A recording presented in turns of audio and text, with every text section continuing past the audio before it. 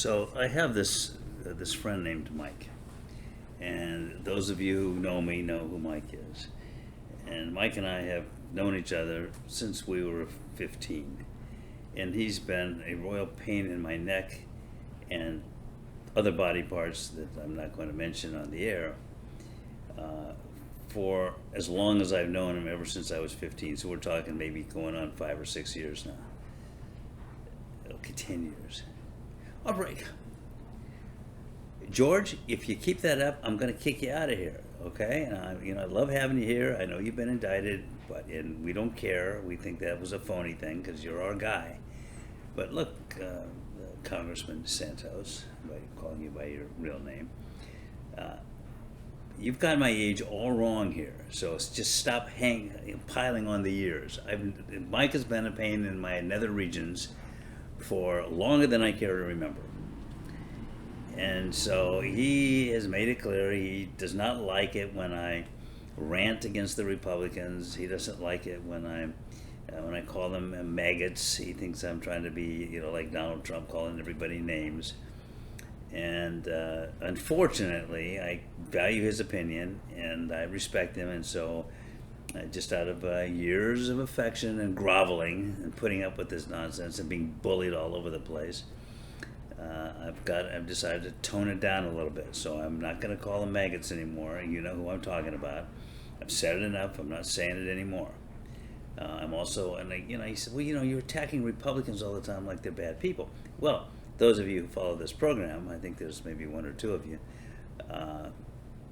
If you take me out as maybe one. Okay, so I'm the only one that follows it. But anyway, I know from following this that I have actually done a podcast where I said that Republicans, including the maggots, are often very nice people in spite of their political views. And they are. I mean, we all have friends and relatives and acquaintances and co-workers who do not share our political views. So what? I had an uncle who's since deceased, my Uncle Vinny, a wonderful person. He was a great guy for me, and when we were living in Mexico and Dad was in Japan, I was in Boy Scouts, he was always there, acted as a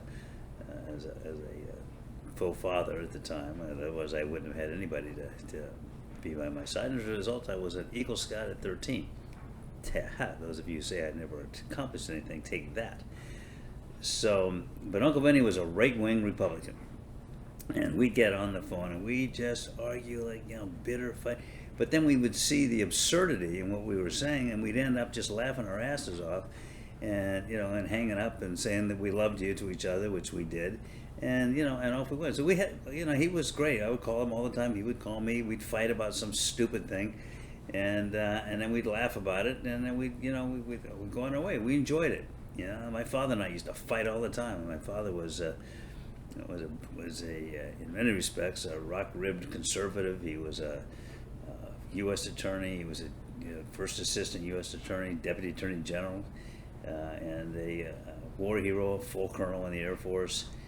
Retired as a full colonel and stayed on as a civilian equivalent of a brigadier general. At the time, I was a civilian equivalent of a major in the Air Force. And we fought all the time. And usually, ironically, my father, who was quite, very conservative in many respects, particularly where crime was concerned, was far more liberal in his positions and his views than I was on certain issues. So, and we at the end of it, after we'd fight bitterly and argue with each other, Dad would look at me and say, well, that was a good argument, Ed. You always wanted to encourage me to think for myself. And I pretty much did because of him. And I say, yeah, it was a great argument, Dad. So arguing with people and disagreeing vehemently doesn't have to mean that you dislike each other. And we need to learn that in this country. And part of the problem, I think, is that we've got so many people who only talk to people who view life the way they do. And that's not healthy. You don't learn anything that way. And it's, it's I don't think this country is nearly as torn apart as a lot of the commentators would like us to believe. And if you have any doubt about that, take your dog for a walk. See how people react. I've got this dog, he's a French bulldog. He's also a pain in my nether regions. But everywhere we go, I'll see people walking down the street, and somebody will be walking down the street toward us looking all sour and into themselves, and you can see they're mad about whatever and just, mumbling. And they take one look at this dog, and all of a sudden their faces light up, big smile. And then can I pet your dog? And I say, sure, go ahead. What the hell? What do I care? He'll bite you, but go ahead. So, so he just brings joy into these people's life, and I don't care what their politics are. I want you to like my dog, and most people, they just do. Most people in this country love dogs. They love animals. Most people in this country, regardless of their politics, are kind and decent human beings. There's a few that aren't, obviously, that are shooting people. But the overwhelming majority of the people in this country are good people.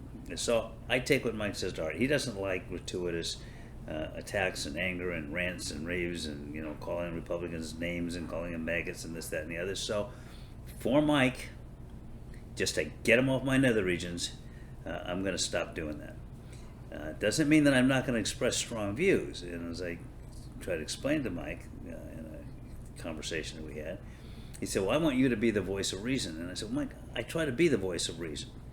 And particularly, I try to look at both sides of an issue. I have to. I've been practicing law for 54 years, trying cases all over the place. You can't do that effectively unless you look at it from the other side's point of view. What are they liable to bring up when I go into court and try to represent a client? What am I going to face? If you go in there just listening to your client and just presenting the world from your client's perspective, you're going to get clobbered in the courtroom. So you have to think through. You have to look at the whole thing, the whole picture, to see objectively what's right and wrong. But that doesn't mean you don't take positions. And as I was explaining to Mike, and this is, hopefully he's watching this. This is for him. This is not for me. It's certainly not for my dog, and it's not for anybody else because nobody else watches this. So I said, when someone does something that's wrong, that's unfair, that in my opinion is immoral. When someone is being a bully, it makes me mad, and I'm not going to pull my punches and say, well, I'm not going to challenge them because I don't want to say something controversial or look like I'm taking sides. I believe in taking sides. I've been taking sides my entire career in the courtroom, but I also bring that same perspective into my private life and in my political views.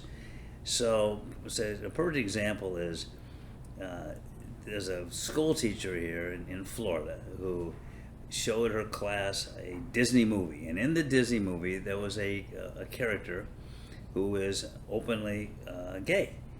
Now, this movie had nothing to do with gay sex or showing or describing anything which was inappropriate or suggestive in any way. This person just happened to be gay.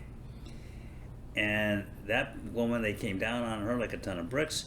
DeSantis has people now in charge of the Department of Education, or whatever that is, in Florida. They were basically a bunch of mobsters. And they came in and are interviewing kids, 5th grade, taking them out, interviewing them about this teacher. And the teacher resigned. She had to. She was disgraced and terrified and petrified. That's not right. That's being a bully. That's being mean-spirited. And why do these people always have to go after gay people? Look at DeSantis is going after Disney because Disney's but famous for hiring a lot of gay people. A lot of gay people work at Disney. And so they stood up spoke out against this Don't Say Gay bill. And DeSantis decided to punish them for exercising their freedom of speech. He's not going to last long in the courts on that one. It's clearly a violation of the First Amendment, in my humble opinion, as a pretty damn good lawyer.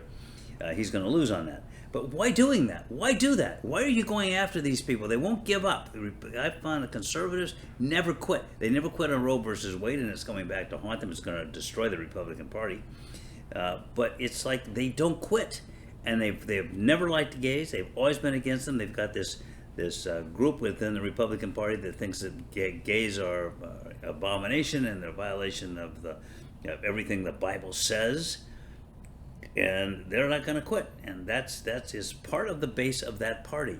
So I'm not going to sit back and say, well, I don't want to just rag on Republicans, when Republicans, and this is a Republican movement, DeSantis overwhelmingly has the support of the Republican Party, particularly in Florida. When they do that, I'm going to call them out on it. And that doesn't mean that I'm filled with hate, that I'm filled with anger.